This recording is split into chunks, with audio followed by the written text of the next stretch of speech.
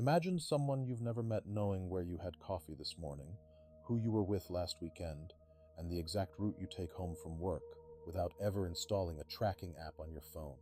All they did was follow your digital footprints.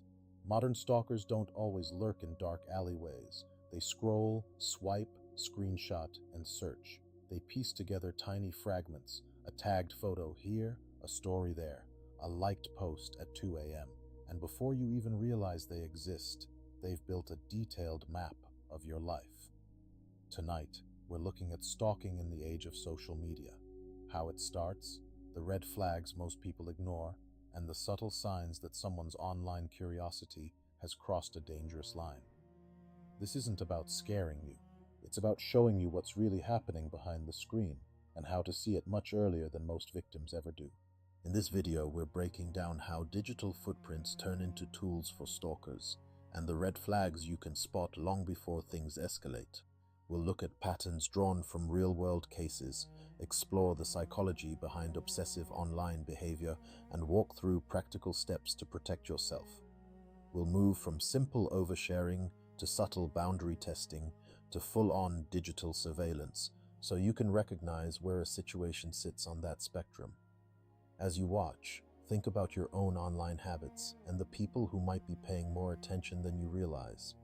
If you're into deep dive, evidence-based breakdowns on online safety, consider subscribing and turning on the notification bell so you don't miss future episodes.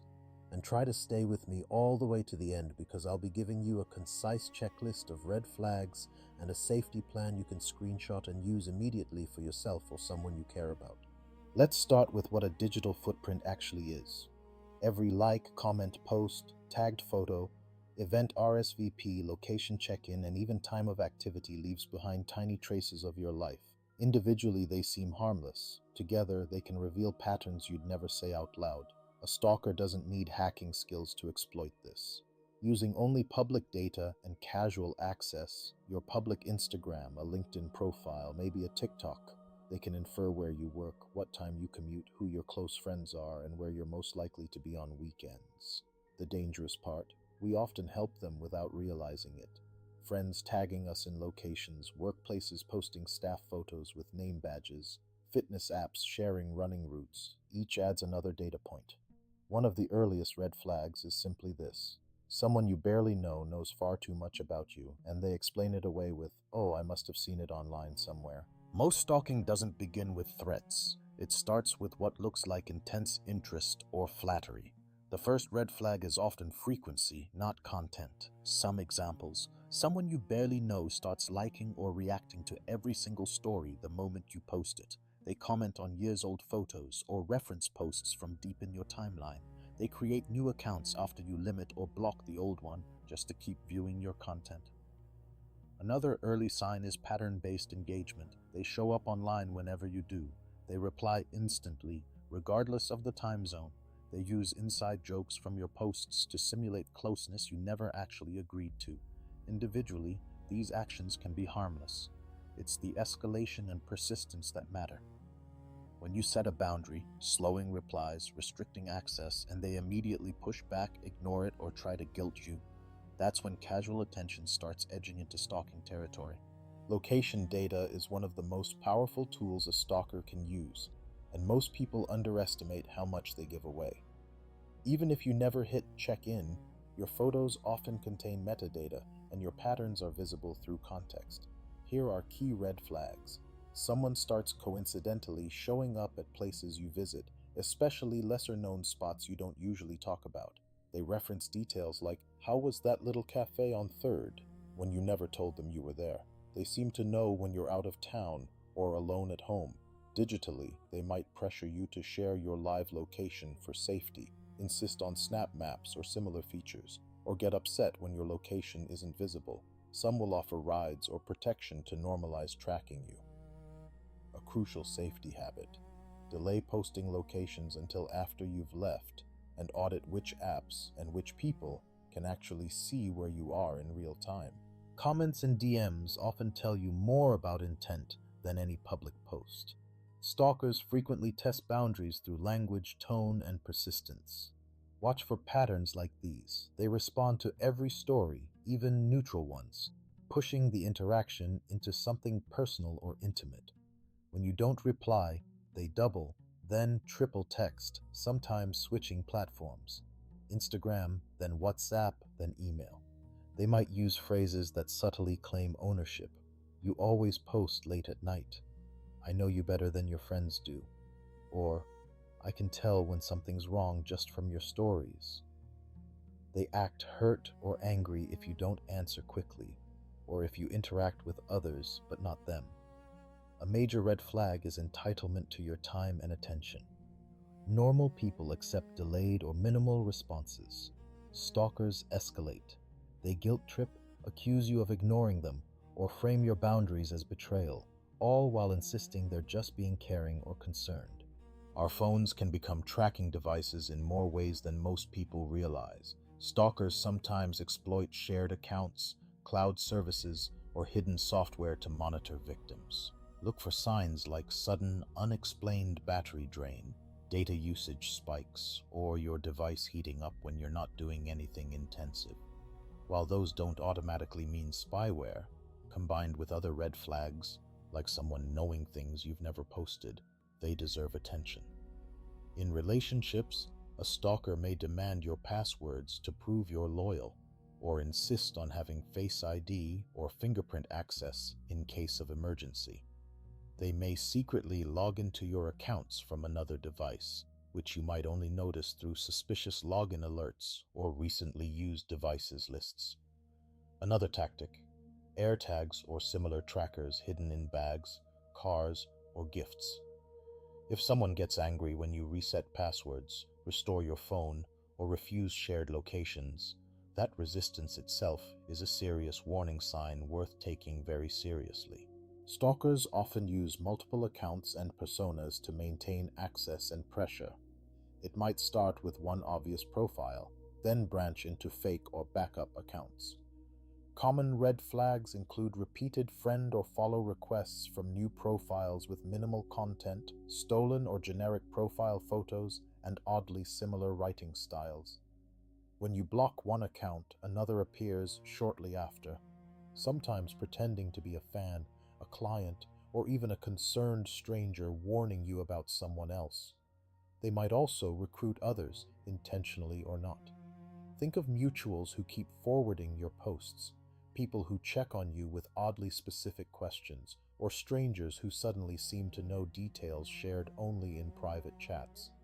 Protecting yourself means normalizing skepticism. You are allowed to decline requests, keep accounts private, and verify identities through trusted channels. If someone is overly invested in maintaining digital access to you despite clear distance, that persistence is the story you should listen to. The line between curiosity and stalking often becomes clear when you start setting boundaries. How a person responds to no, not now, or I'm not comfortable with that is incredibly revealing. Healthy people might be disappointed, but they adjust. A potential stalker will reframe, manipulate, or escalate. They might insist you're overreacting, accuse you of being rude or ungrateful, or dramatically claim they're just trying to care about you. Digital boundary testing can look like continuing to send messages after you've said you need space, screenshotting your posts and sending them back with commentary, or trying to bypass blocked channels by contacting your friends, family, or workplace. Another red flag is narrative building. They craft stories online about a relationship that doesn't match reality, calling you best friend, partner, or soulmate in denial, despite you clearly pulling away. When your version of the relationship and their public narrative are wildly different, take that very seriously. Friends and bystanders play a bigger role in stalking dynamics than most people realize. Sometimes they're the first to notice patterns you've normalized. You might hear comments like, "Why does that person reply to everything you post?" Or, "It's weird how they always show up where we are." If multiple people around you express discomfort about someone's behavior toward you, don't dismiss it. On the flip side, stalkers sometimes attempt to win over your circle. They may shower your friends with compliments, favors, or information, trying to paint themselves as harmless or even essential to your life. They might frame you as dramatic or unstable if you set boundaries, hoping others will pressure you to relax them. If you're a bystander, take your own discomfort seriously. Quietly documenting patterns, gently validating the person being targeted, and offering to be present during difficult conversations or blockings can make a real difference in both safety and confidence. Noticing red flags is one thing, responding safely is another. The first step is documentation. Screenshots, URLs, dates, times, and descriptions of incidents create a record that's invaluable if you later need to involve platforms, employers, or law enforcement. Next, tighten your digital perimeter. Review privacy settings on every major platform. Remove unknown followers, lock down location sharing, and consider separating public and private accounts.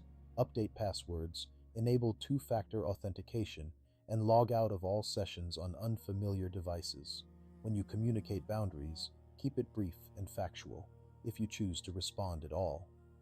"Do not contact me again" is often safer than debating. After that, stop engaging. Stalkers feed on emotional reactions. Silence and consistent blocking send a clearer message. If the person is connected to your workplace or school, discreetly inform a trusted authority and share evidence. You're not being dramatic. You're creating a safety plan in a situation where patterns matter more than isolated incidents. At some point, digital stalking can cross into criminal behavior or physical danger. Knowing when to escalate is critical. While laws vary by region, there are some universal warning thresholds. Direct threats, statements about harming you, your loved ones, or your pets should always be taken seriously. So should doxing, sharing your address, workplace, or personal information with others. Repeatedly showing up at your home, school, or job, especially after you've withdrawn contact, is a major escalation. If you reach this stage, consider contacting local law enforcement, a legal aid organization, or a domestic violence harassment support service, even if the stalker isn't a current or former partner. Bring your documentation.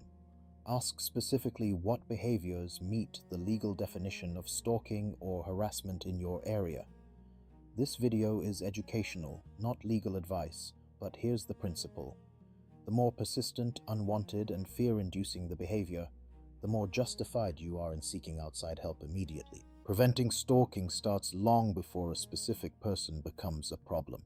Think of it as building friction around your most sensitive data and routines.